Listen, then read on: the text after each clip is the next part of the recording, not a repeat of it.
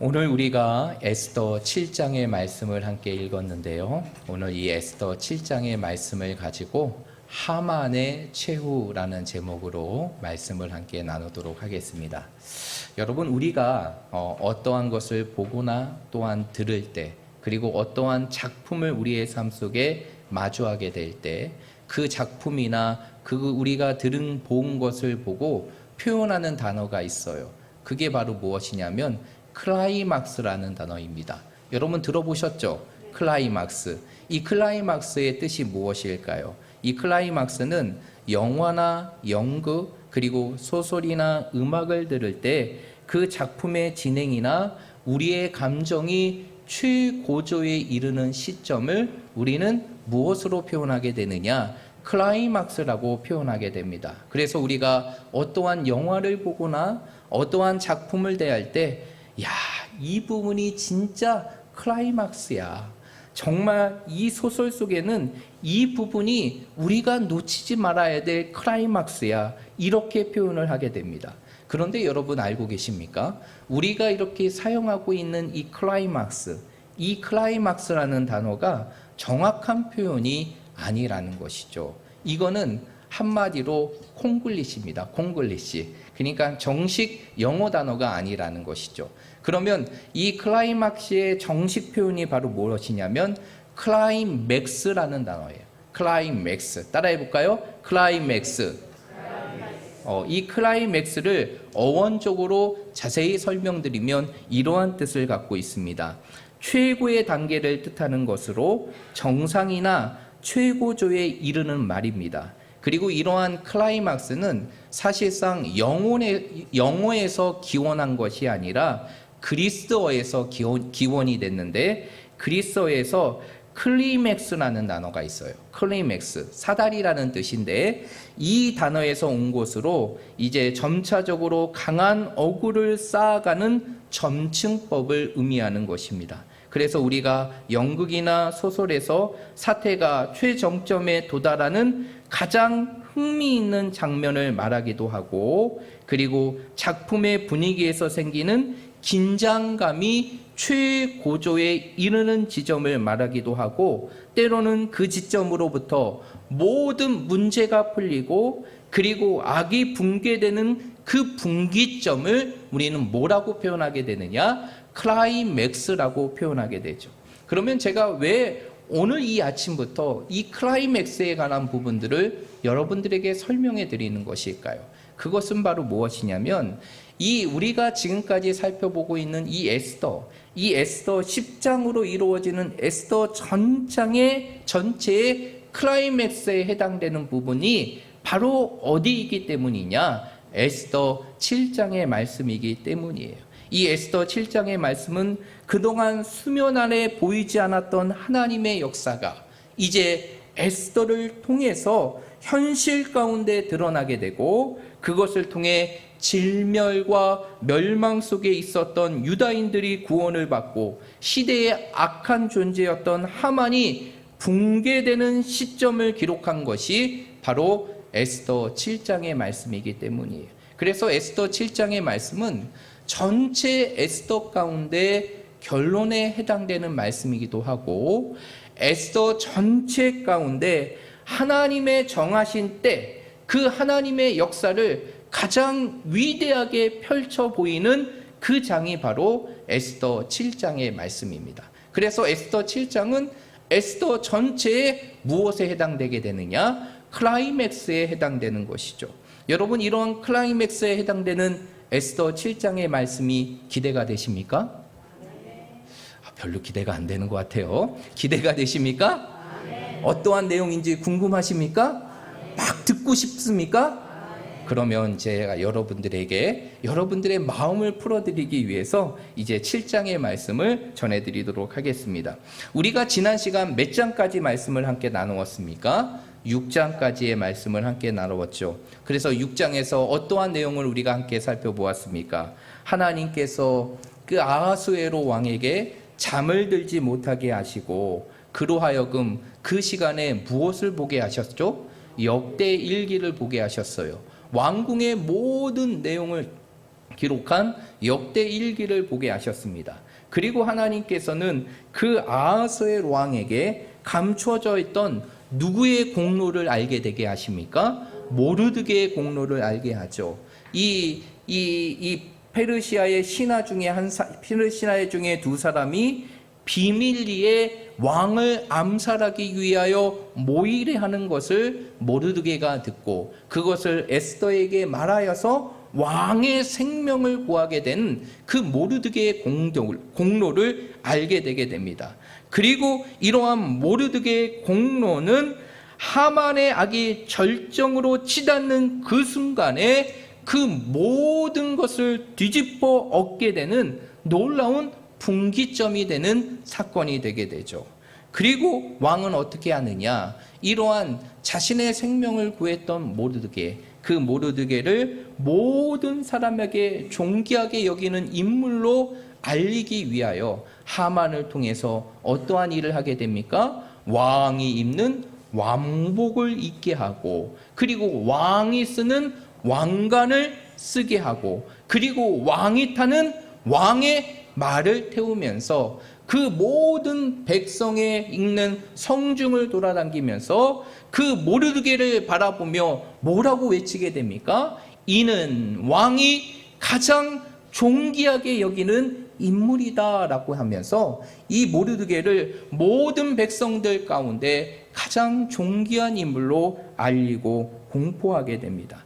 그런 가운데 이제 에스더는 어떠한 일을 벌이게 됩니까? 에스더는 왕과 하만을 초청하여서 왕의 마음을 달구게 되고, 그리고 마지막으로 왕에게 또 한 번의 잔치를 베풀 테니 왕과 그리고 하만이 자신의 잔치에 참여해 줄 것을 요청하게 됩니다.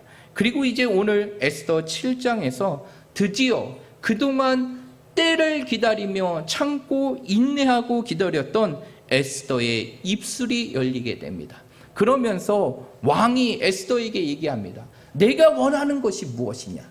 내가 바라는 것이 무엇이냐? 내가 원하는 것이라면 내 나라의 무엇까지도 절반까지도 주겠다라고 에스더에게 얘기하게 됩니다.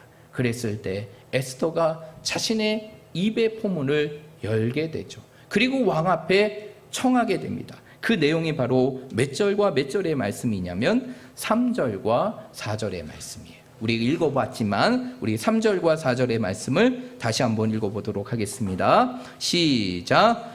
왕후 에스더가 대답하여 이르되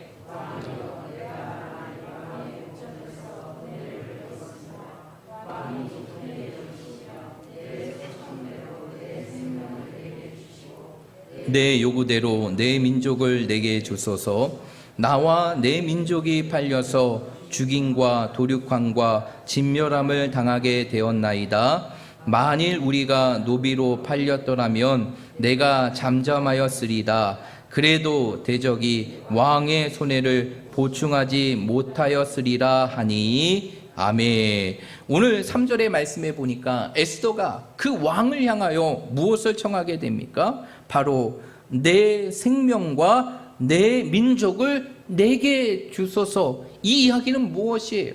이제 죽음의 순간 속에 놓여 있는 그 왕후 에스더의 생명과 그리고 자신과 함께하는 모든 유다 민족의 생명을 구원해 달라는 것이. 그러면서 4절의 말씀에 보니까 나와 내 민족이 팔려서 죽임과 도륙함과 진멸함을 당하게 되었나이다 라고 하면서 자신의 처지를 왕에게 설명하게 됩니다. 그러면서 왕에게 이제 나와 내 민족을 이러한 죽음과 도륙함과 진멸함 속에서 바로 나와 내 민족을 구원하여 주소서라고 외치게 되죠. 그런 가운데서 오늘 4절 마지막 하반절의 말씀에 보면 이러한 말씀이 있어요. 4절을 보십시오. 만일 우리가 노비로 팔렸더라면 내가 잠잠하였으리다. 그래도 대적이 왕의 손해를 보충하지 못하였으리다 라고 얘기합니다. 여러분, 이 말의 의미가 무엇일까요? 분명히 이 말을 보게 되면 만약에 나와 내 민족이 노비로 팔렸다면 내가 이렇게까지 왕에게 외치고 청하지 아니하고 잠잠할 것입니다. 그러나 그러한 상황이 올지라도 대적이 왕의 손해를 보충하지 못할 것이다 라고 얘기해요. 대적이 왕의 손해를 보충하지 못한다는 것이 무슨 의미일까요? 우리가 4절의 말씀을 읽어보면 그 앞까지는 도대체 무슨 내용인지 알겠는데 이 9절이 도대체 무슨 내용인지 이해가 되지 않습니다. 그런데 여기에서 이 부분들을 우리가 이해하고 해석하기 위해서는 이 대적이라는 단어가 무엇을 의미하는지를 우리는 생각을 해봐야 됩니다. 여기서 말하는 대적이라는 것은 우리가 생각하기에 하만을 생각할 수 있는데 사실상 여기서 대적은 그 의미가 아닙니다. 여기서 대적은 어떠한 것을 의미하는 것이냐면 그 원어적인 의미를 풀게 되면 근심, 재앙, 어려움, 공경을 의미하는 것이에요. 공경. 그 어려움 상황에 있는 공경을 의미하는 것이에요. 그러면 결국 대적이라는 것은 무엇인 것을 의미하는 것이냐? 바로 지금 근심과 재앙과 어려움 상황 속에 처해져 있는 공경의 상황을 의미하는 것이죠. 이러한 상황들이 결국에는 무엇을 끼치지 못할 것이다 라고 말하고 있느냐? 왕에게 심각한 손해를 끼칠 것이다 라고 얘기해요. 왕의 손해를 보충하지 못한다는 것은 이러한 지금의 상황들이 결국에는 결코 왕에게 유익이 되지 못할 것이다 라고 얘기하게 됩니다. 왜 그렇게 얘기하느냐? 실제적으로 그 당시 페르시아 가운데 유대인들이 있었던 숫자가 무려 몇만 명이냐면 400만 명이 되었다고 해요. 그 거대한 페르시아 제국 가운데 유대인들이 숫자가 400만 명이 이상이 되었어요. 여러분, 강원도 전체 인구가 몇만 정도 될 거라고 생각하십니까? 강원도 원주 아니고 강원도 전체 인구를 하게 되면 몇만 정도 될 것 같아요? 180만? 거의 근접하셨는데 제가 통계상으로 확인해 보니까 150만 정도 나오더라고요. 150만 정도. 그러니까 강원도 전체 인원이 150만이에요. 근데 그 당시에 페르시아 가운데 유대인들이 차지하는 숫자가 400만 명입니다. 그러니까 어마어마한 숫자인 것이죠. 그러면 결국에는 이 유다인들이 다 한순간에 죽음을 맞이하게 되면 이 모든 것이 누구에게 가장 큰 손해가 될까요? 그 당시 페르시아를 다스리고 있는 왕에게 가장 큰 손해가 되는 것이죠. 결국 이것을 통해서 에스더는 무엇을 설명하는 것이냐? 자신의 민족이 위기의 상황 속에 있는 것이고 결국 이 모든 것으로부터 자신들을 구하지 않는다면 결국 이 모든 것들이 왕과 이 나라의 손해가 될 것을 말해주고 있는 것이에요.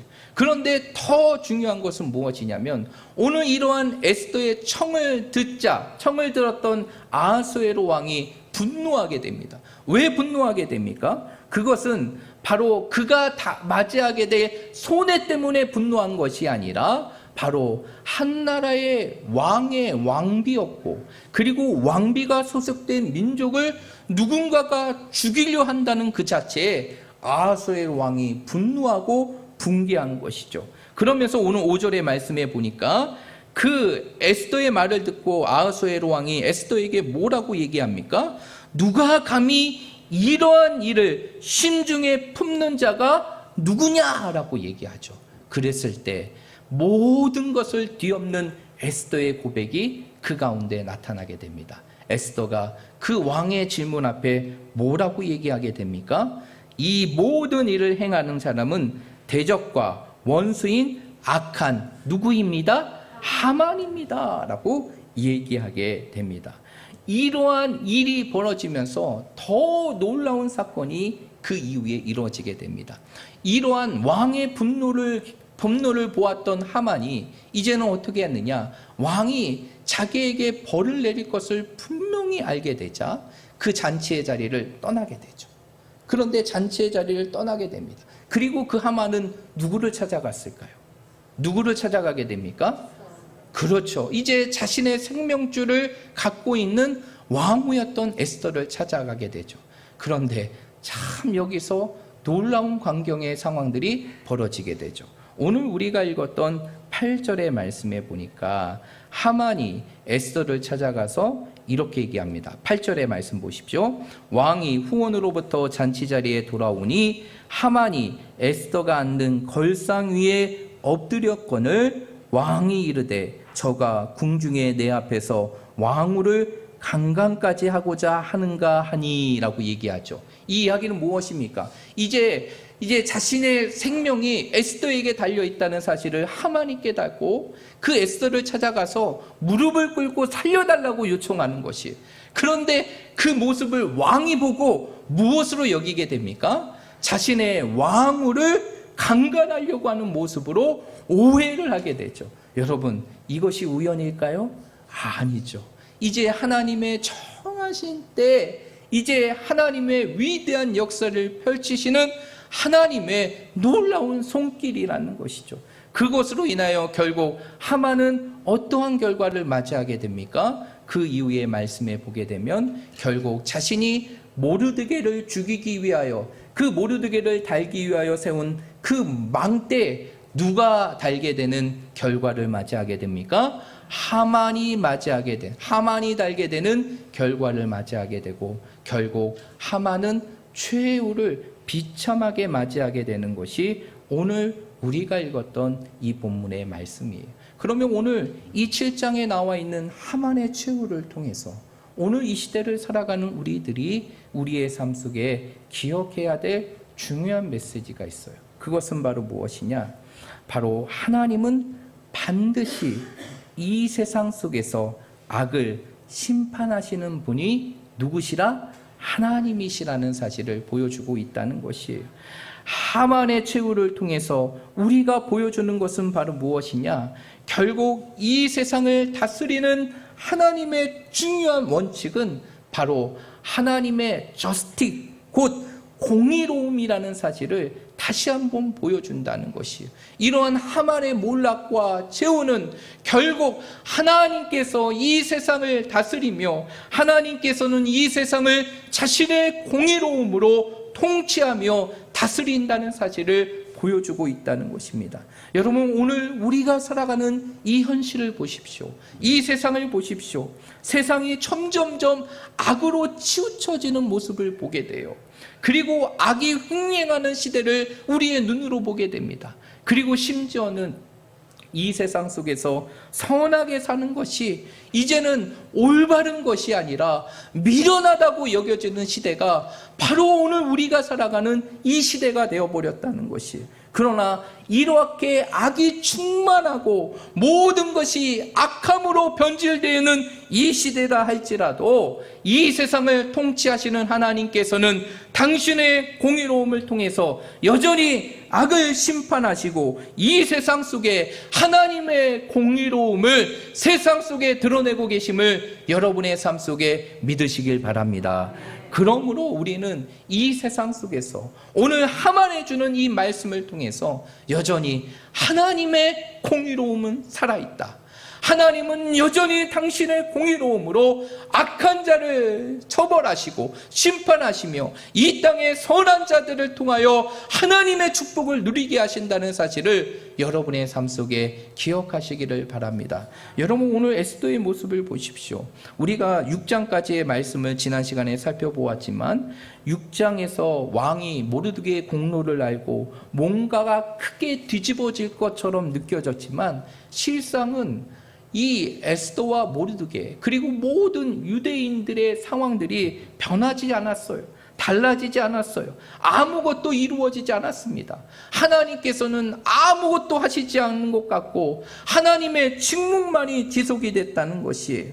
그런데 하나님의 일하심이 어디도 보이지 않는 그 시점 속에서 하나님의 정하신 때, 우리가 지난 시간에 나누었던 그 하나님의 놀라운 타이밍의 때가 이르게 되자 하나님께서는 악한 존재였던 하만을 처벌하시고 그 대가를 지불하시며 그를 심판하실 뿐만 아니라 이 땅에 당신의 공의로움을 분명하게 보이셨다는 것이에요.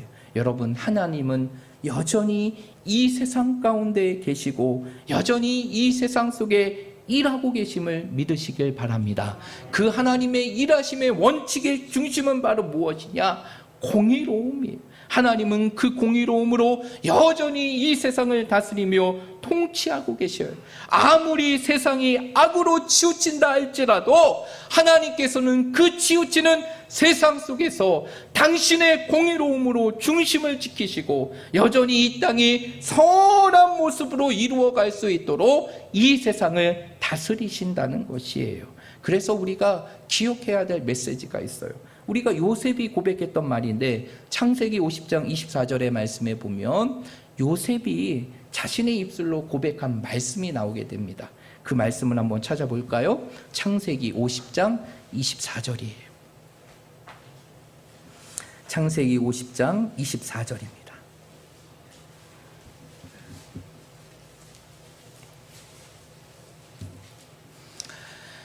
창세기 50장 24절. 우리 다 찾으셨으면 다 함께 한 목소리로 읽겠습니다. 시작. 당신들은 나를 아닌가요? 창세기 50장 24절이 아닌가요? 아이고 맞네요. 창세기 50장 20절입니다. 죄송합니다. 창세기 50장 20절입니다. 시작. 당신들은 나를 해하려 하였으나 하나님은 그것을 선으로 바꾸사 오늘과 같이 많은 백성의 생명을 구원하게 하시려 하셨나니 아멘. 오늘 요셉이 뭐라고 고백합니까? 당신들은 나를 해하려 하였지만 하나님은 그것을 무엇으로 바꾸셨다? 선으로 바꾸셨다라고 얘기해요. 이 이야기는 무엇이에요? 세상이 악으로 치우친다 할지라도 하나님께서는 그 악을 무엇으로 바꾸시는 분? 선으로 바꾸시는 분, 그 선을 통하여서 이 세상을 통치하고 이루어 가시는 분이 우리 하나님이시라는 사실을 믿으시길 바랍니다. 그래서 전도서 기자는 놀라운 고백을 해요. 이거는 제대로 됐는데 전도서 8장입니다. 전도서 8장 시편 잠언 전도서입니다. 전도서 8장 12절과 13절입니다.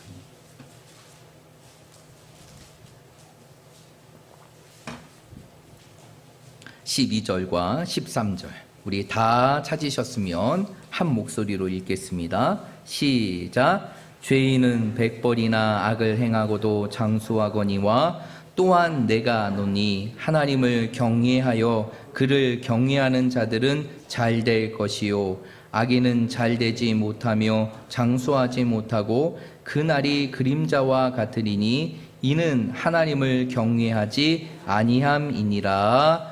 아멘. 오늘 이 전도서의 기자가 뭐라고 얘기합니까? 죄인이 100번이나 악을 행하고도 수없이 악을 행하고도 그 인생의 삶이 잘 되는 것 같고 장수하는 것처럼 보이지만 그것이 결코 잘 되지 않는 것임을 전도서 기자는 설명하고 있죠. 그러면서 13절의 말씀에 보니까 그러한 그들의 인생의 삶이 무엇과 같다라고 말하고 있습니까? 그림자와 같다라고 얘기합니다. 여러분, 우리가 처해진 현실의 모습을 바라보게 되면 악인이 잘 되는 것 같고 악인이 흥원하는 것 같지만 우리가 기억해야 될 것은 무엇이냐면 그 모든 인생의 순간은 그림자와 같은 인생의 순간이고 그러한 악인의 잘됨은 분명한 망함과 심판으로 이루어질 것을 설명해 주고 있어요. 그러면서 진정으로 잘된 자는 어떠한 자들이냐? 하나님을 뭐하는 자임을 설명하고 있습니까? 경외하는 자가 잘 될 것이다. 결국 하나님을 경외한다는 것은 무엇이에요? 악의 모습을 따르지 않고 하나님을 경외함으로 이 땅의 선의 모습을 지키고 선을 행하며 살아가는 이 땅의 하나님의 백성들이 이 세상 속에 잘 된다는 사실을 전도서 기자는 보여주고 있다는 것이에요. 그러므로 세상이 아무리 악으로 채워지는 것 같고 악이 이 세상의 모든 것을 이끌어가는 것처럼 보여질지라도 하나님은 살아계시고 하나님은 공의로우셔서 이 땅에 하나님의 선을 지키며 살아가는 믿음의 성도들을 축복하신다는 사실을 믿으시길 바랍니다. 그러므로 우리는 악을 행하며 잘되는 자들을 부러워하는 것이 아니라 때로는 내가 힘들고 희생한다 할지라도, 내 것을 내어주고 내 삶이 어려운 순간에 있다 할지라도 이 땅에 무엇을 행하는 삶을 살아가야 되느냐? 선을 행하는 삶을 살아가야 하는 것이. 그래서 시편 37편 9절의 말씀에 보면 이렇게 말하고 있습니다. 악을 행하는 자들은 끊어질 것이나 여호와를 소망하는 자들은 땅을 차지할 것이다 라고 말씀하고 있다는 것이죠. 그러므로 우리 사랑하는 모든 성도들이 오늘 이 말씀을 기억하며 하나님을 경외함으로 늘 하나님 앞에 선을 행하는 삶을 살아감을 통하여서 그 하나님의 공의로우심으로 날마다 이 세상을 통치하고 다스리고 우리의 인생을 주관하시는 하나님의 축복을 누리며 살아갈 수 있는 우리 모든 성도들이 되시기를 주님의 이름으로 축복드립니다. 두 번째로 오늘 이 말씀을 통해서 우리가 기억해야 될 또 한 가지가 있어요. 그것은 바로 무엇이냐? 성도는 모든 관계 속에서 선을 행하는 자가 될 뿐만 아니라 그 선을 신고 살아갈 수 있는 삶이 되어야 한다는 것이. 여러분, 우리가 오늘 악한 이 하만의 최후를 보면서 우리가 느끼고 우리가 기억해야 될 두 가지가 있습니다. 그것은 바로 무엇이냐? 1차적으로 우리가 악인이 되지 말아야 되는 것이고 악을 행하지 말아야 한다는 것입니다. 그러나 이것만으로 우리가 끝나는 것이 아니라, 그치는 것이 아니라 우리에게는 또 하나의 교훈이 있어요. 그것은 바로 무엇이냐? 나의 행동이 내가 이 땅에서 선을 행하고 악을 행하지 않는 것으로 그치는 것이 아니라 나의 행동이 누군가를 악하게 해서는 안 된다는 것이. 여러분, 우리가 지금 이 자리에 다 있지만 이 땅에 있는 모든 사람들은 이 세상에 태어날 때부터 무엇을 갖고 태어나게 됩니까? 죄를 갖고 태어나요. 이 땅의 모든 사람들은 죄 가운데 출생하게 됩니다. 그 죄 가운데 출생한다는 것은 무엇이? 이 세상의 모든 사람들은 어느 순간 어떠한 사건이 우리의 삶 속에 도화선과 같이 일어나게 될 때 순간적으로 우리의 삶이 악인과 같은 악을 행하는 삶이 될 수 있다는 것이. 지금 우리의 모습들이 얼마나 선합니까? 얼마나 아름다워요. 그러나 여전히 우리의 마음 가운데에서는 오늘 하만과 같이 그러한 악을 행할 수 있는 죄를 갖고 살아가는 것이 우리의 본연의 모습이라는 것이에요. 이러한 우리의 본연 가운데 무엇인가 하나가 도화선이 돼서 우리의 마음을 폭파하고 이끌어가면 우리는 순간적으로 악인의 삶으로 돌변하게 될 수밖에 없는 것이 우리의 모습이라는 것이에요. 그게 바로 우리 모든 인간의 본성이라는 것이에요. 그래서 모든 인간은 보이지 않게 그 마음의 악함을 품고 살아가고 그 악함과 함께 이 땅을 살아가는 것이 모든 인간의 모습이라는 것이에요. 그런데 우리가 이렇게 악을, 우리 안에 있는 악을 행하지 않는 것으로 그치는 것이 아니라 그 악을 유발하지 않는 선을 행하는 자가 되어야 한다는 것이죠. 그래서 시편 37편의 말씀에 보면 시편의 기자는 이렇게 얘기합니다. 우리 한번 찾아볼게요. 시편 37편입니다.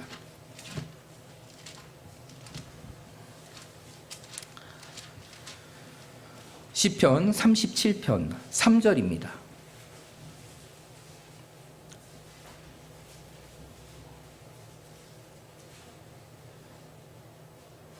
(37편) 3절입니다. 우리 다 함께 읽겠습니다. 시작. 여호와를 의리하고 선을 행하라. 땅에 머무는 동안 그의 성실을 먹을거리로 삼을지어다. 아멘. 오늘 시편의 기자는 뭐라고 얘기합니까? 여호와를 의뢰하고 무엇을 행하라? 선을 행하라 라고 말하고 있어요.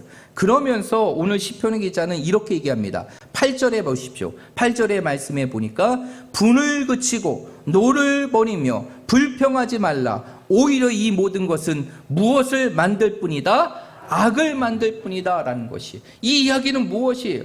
이 땅에 하나님이 주시는 그 선한 삶을 살아가는 우리들은 우리의 삶 속에 분을 그치고 노를 부리고 모든 불평을 우리의 삶 속에 제거해서 우리의 삶이 악을 유발하는 인생의 삶이 아니라 이 땅에 선을 행하고 선을 심을 수 있는 삶이 되어야 한다는 것이, 여러분 오늘 우리가 이 말씀을 통해서 우리가 기억해야 될 것은 바로 무엇이냐?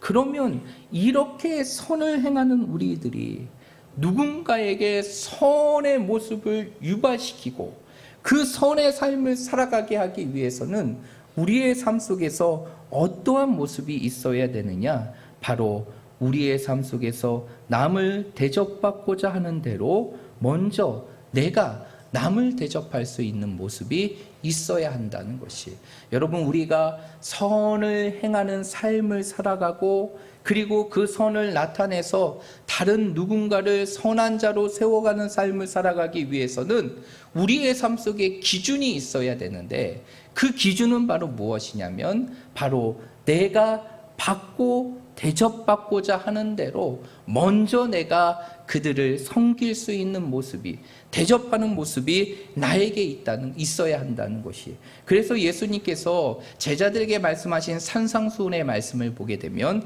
마태복음 7장 12절의 말씀에 보면 예수님께서 마지막으로 뭐라고 얘기하십니까? 무엇이든지 남에게 대접받고자 하는 대로 너희는 남을 뭐하라? 대접하라 라고 말하고 있어요. 이것이 율법이고 선지자라고 말하고 있어요. 이것이 바로 우리가 이 세상 속에서 지키며 살아가야 될 황금률과 같은 말씀이라는 사실을 말해주고 있다는 것이, 여러분 우리의 인생의 삶은 어떤 것으로 나타나게 됩니까? 무엇을 심고 무엇을 뿌리느냐, 그것이 바로 우리의 인생의 결과가 나타나게 되는 것이에요.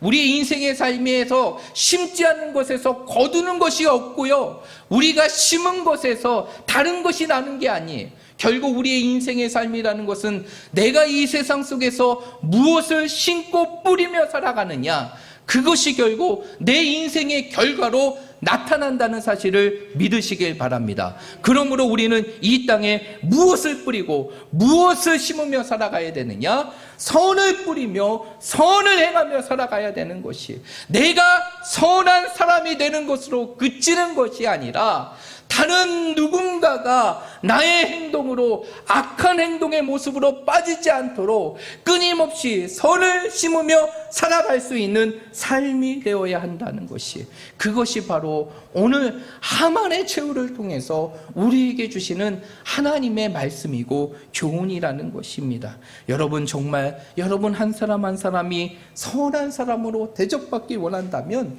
먼저 우리가 선한 자로 누군가를 대접해야 되는 것이, 우리가 인정받고 존경받기 원한다고 하면 우리가 먼저 그들을 인정해주고 존경해 주어야 되는 것이, 그런데 때로는 이렇게 하고 싶어도 때로는 내 인생의 삶에 좋지 않은 기억과 그리고 내 삶 속에 아픈 상처로 인하여 선을 베풀어야 함에도 불구하고 선을 베풀지 못할 때가 있다는 것이죠. 그 사람만 보게 되면 나도 모르게 내 마음속에 분노가 끓어오르게 되고 과거의 상처가 내 삶 속에 다시 기억되고 다시 그 사람에게 선을 해가려고 할지라도 그것이 선이 아닌 악으로 변질할 때가 우리의 삶 속에 있다는 것입니다. 그러나 그러한 상황이라 할지라도 우리가 그들에게 선을 베풀 때 그 모든 악의 관계는 선으로 바뀌게 될 것이고, 우리는 이 땅에 선을 행하는 자뿐만 아니라 이 땅에 한 사람 한 사람을 선한 자로 세워나갈 수 있는 하나님의 자녀가 될 수 있다는 것입니다. 그래서 성경은 분명히 말하고 있어요. 갈라디아 6장 9절의 말씀에 보면 우리가 선을 행하되 낙심하지 말지니 포기하지 아니하면 때가 이름에 거두리라 라고 말하고 있어요. 우리가 선을 행하는 사람이 때로는 낙심이 될 때가 있고 포기하고 싶은 순간이 있을 것입니다. 그러나 그 순간 속에서 우리가 이 선을 심는 삶을 그치지 않는다면 하나님께서는 우리로 하여금 선한 인생의 삶을 살게 하실 뿐만 아니라 우리를 통하여 이 세상의 사람들을 선한 자로 세우게 하시는 하나님의 놀라운 역사를 이루게 하실 것입니다. 그러므로 우리 사랑하는 모든 성도들이 이러한 선함을 통해서 세상 속에 하나님의 선하심을 드러내고 그 선하심을 나타내며 이 땅에 하나님의 선이 살아있음을 우리의 삶을 통해서 드러내고 직면하며 살아갈 수 있는 믿음의 성도들이 되시기를 주님의 이름으로 축복드립니다.